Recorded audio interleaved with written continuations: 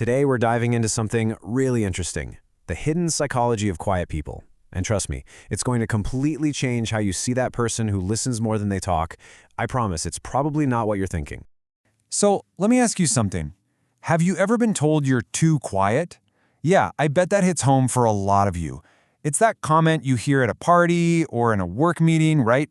And it always feels kind of like a jab, like you're doing something wrong. But what if you're not?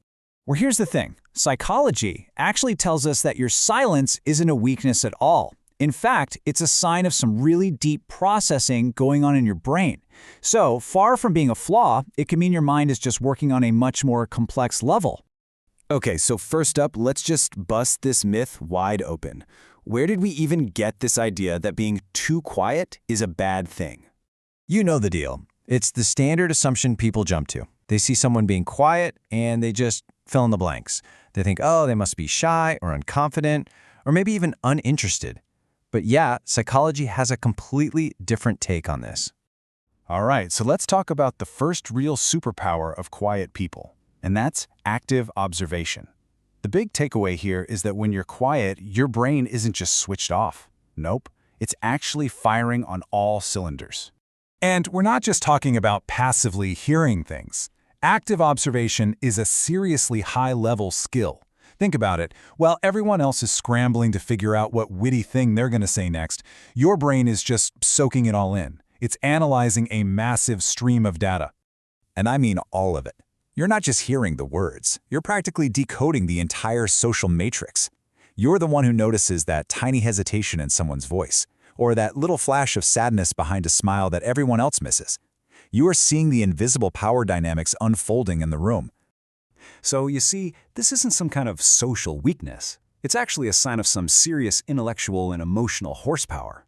You're not missing out on the conversation. You're getting it on a whole other level, a level that flies right over most people's heads. Okay, so, ever wonder why social events can feel so absolutely exhausting? Well, there's a biological reason for that, and we're about to get into it.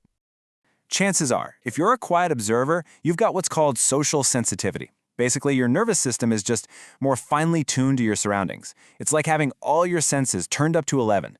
You can't help but absorb more data from every single social interaction. And because you're processing all that extra info, all the tones, the hidden emotions, the group dynamics, your brain is just burning through way more fuel. The mental workout for a quiet observer is just so much more intense than it is for someone who's just skimming the surface with small talk. And that is exactly why you get that feeling of needing to escape and be alone after a party. It's not you being antisocial, it's a biological need. Your brain is basically saying, okay, I need a minute to process all that data and recharge my batteries. Right. Let's get to the big one, the dreaded small talk.